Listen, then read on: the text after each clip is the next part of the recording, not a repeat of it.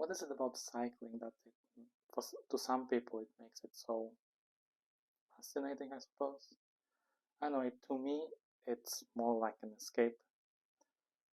It's just you and the elements, and you basically sit on the bike and you can cycle anywhere you want, as long as it's within the limits of your endurance and the roads. Well, we live on an island, so cannot cycle over the sea unless I take a ferry. But well, that's not important. Um, have a listen to what I said when the rain started falling down. Aye. So I was caught in rain. Great. Everything is wet. And my jersey and my shorts are soaked through. So, and I'm around half an hour away from Gateshead. So, well, I'm just taking cover under the tree. Um, so it's not very exciting, but also, well, what to do? Cycling is all about the elements, facing the wind, facing the rain, earth. Well, luckily no fire yet, but I mean sun. The scorching sun could count as a fire. So yeah, cycling is all about the four elements. I think what it makes so special is that, I don't know, I'm just talking for myself. I don't know what other cyclists think, but to me, it's like a challenge because you set a goal that you want to cycle to, let's say, destination A, and you push yourself and cycle all the way there. You tell yourself, I can do it, and you do it, no matter what. Even if it's like freaking 20% grade incline, you just try and push it. Just whatever, you do whatever it takes. Well, for those who can. And I'm talking about cyclists. So if you are the cyclist, then I think you know what I'm talking about. But you know what it is. You always climb the hill, and then on the top will be, either straight surface, or you will go all the way downhill. So there's a benefit of that. And if you cycle the same route, if you cycle on the same route on the way back, then you know that there's a nice long hill down. Okay, just 30 kilometers per hour and go. Just make sure you have good brakes. My brakes are starting to squeak like crazy. I think my braking pads need replacing. But yeah, it's fun. It's you feel free, sort of, and you go away from all the hustle and bustle of the city. But on the other hand, you feel knackered afterwards. So I was thinking about, because I listen quite a lot to Jordan Peterson, Andrew Tate. I even listened to Andrew Haberman, I think, this neuroscientist. And my understanding of that, of what they say, well, some of it, I'm not saying all of it, but some things I understand from all that they say. In order to be a man, you need to be such and such. You need to be successful. You need to have reputation, social circle, be confident, have a lot of money, be powerful, etc., etc. And you should go, and obviously you should aim for that. You should try to do it. But then you start questioning some of your interests and hobbies. Like, it's quite, because if you do something that, because you can either do what you love to do, or you can be like in that book, Too Good to Ignore You, so that you have something to some value to offer that people cannot resist and they want you. I didn't read the book in full, but my understanding was that you should focus on the skills that are in demand, and then people will hire you, people will value your services, etc. But then if it's something that you don't love to do, then why would you push yourself to do it if you're gonna in the end you're gonna hate it? Okay, you will achieve, I don't know, successful career. You will achieve, I don't know, 6 digits in your bank account. Maybe you will buy a freaking Porsche or Tesla. Okay, buy a 5-bedroom house, right? Okay, and what? But have you done what you really loved to do, or you've done what the society told you to? Because you need to be such and such. But some may also say that follow your passions. But then you follow your passions and things don't work out as you expected. Like, I don't know, I was thinking about this. So my point is that even though like I love cycling, I love creating websites, I love reading, I have quite a few Lego sets, I love writing, I love talking about space. But is this something that will make me, I don't know, rich, famous? I don't know. Maybe it will one day, but still, what I'm trying to say is probably that I don't know what I'm trying to say. I swear I had it in my head when I was cycling, and now when I'm trying to talk about this, it's just cut away.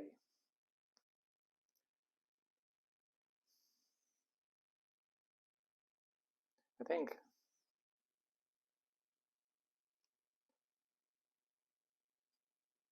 it's such a sad episode. Well, I'm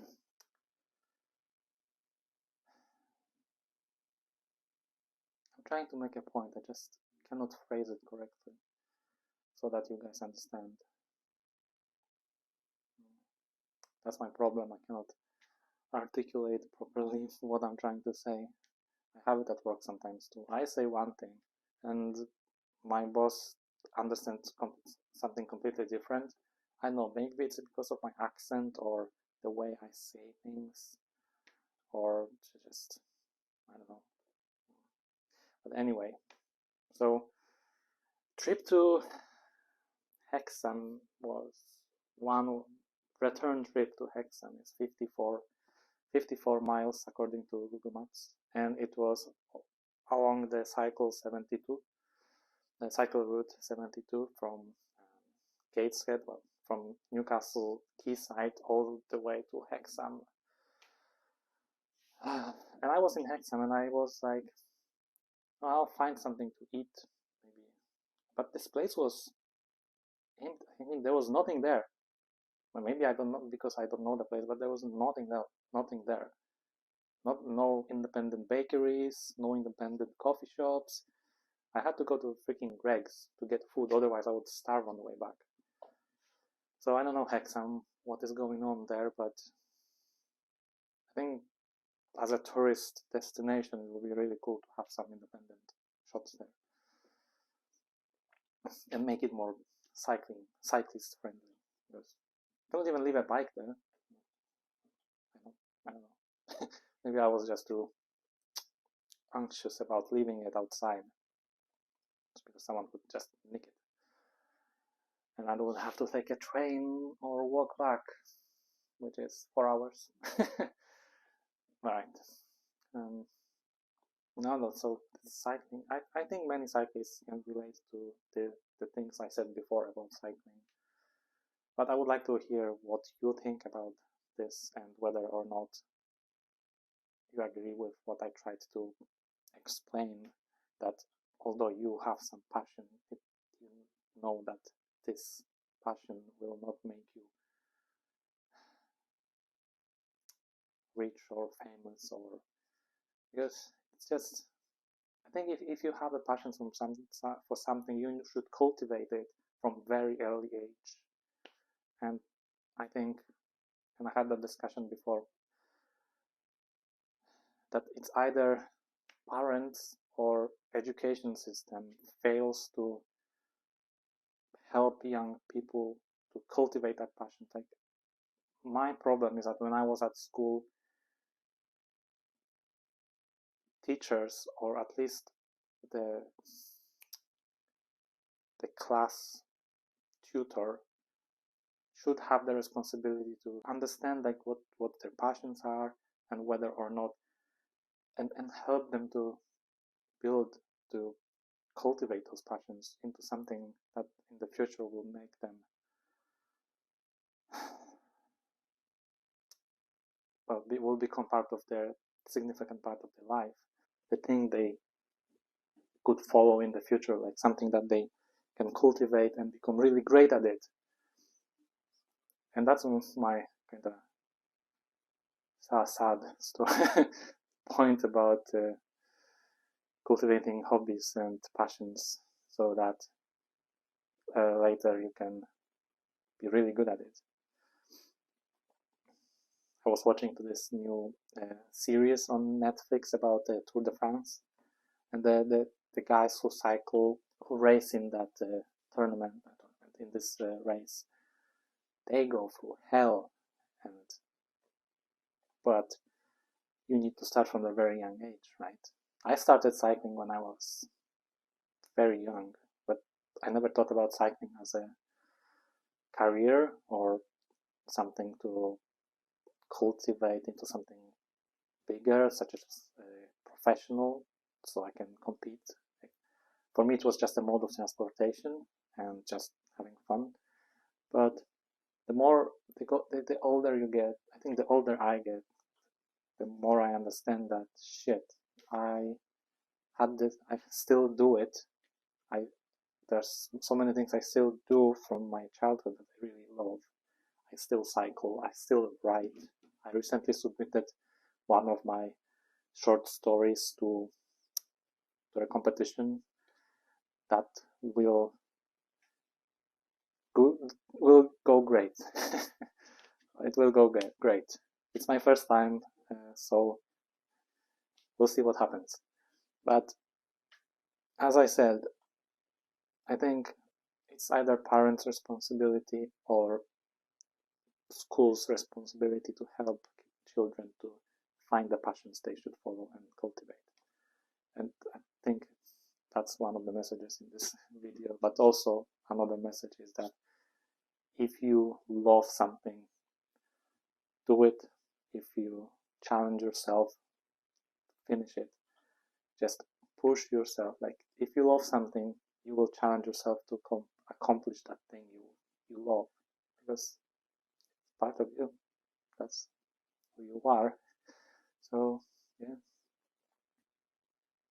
thanks for watching, guys. And I have some short clip of some of the cycling shots I took during my cycling. So I cycled quite a lot to the coast, so there are some shots from that, and there are some shots from today's trip. And also maybe next week I will cycle to Durham, so we'll see, to visit the town of Durham, or city, because it was a long time since I've been there, and I've never cycled there. And also I have my specialist equipment for my cycling trips that kindly was delivered by my mother, and this by the delivery driver from DPD, I think. But this is not great. This is supposed to be helmet compatible, but it doesn't even fit well on my head, so that's a waste of money. This is great, but I need something to attach it to my helmet. I tried to use that name there, but it's not great. The quality is good on this, but the problem is I don't have a way to attach it. So because I need this, because I want to do special short movie, I suppose. The plan is, that I was talking about all the time, to do C2C cycling from Whitehaven all the way to South Shields alongside the Irish Sea and Hadrian's Wall. So this will come, this is on my agenda, and I will do it either in July or August. So that's gonna be quite interesting. It's 12 hours cycling plus stops to refill water, grab some food, plus because I want to record some shots, so it'll probably take all day. I will be dead when I come back to South Shields. But that's the plan, and it will happen this summer. I just need to plan it well, and yeah, exciting times for those who like cycling and like sort of adventures with 2 wheels and carbon fiber frame and 4 elements. Right, guys? Well, again, thank you for watching, and I hope you found this episode interesting. Let me know in the comments below what you think, why you love to cycle, and if you have any advice on how I can use this so I can attach it to my body or helmet, so I can record some shots from me cycling downhill or struggling up the hill. Well,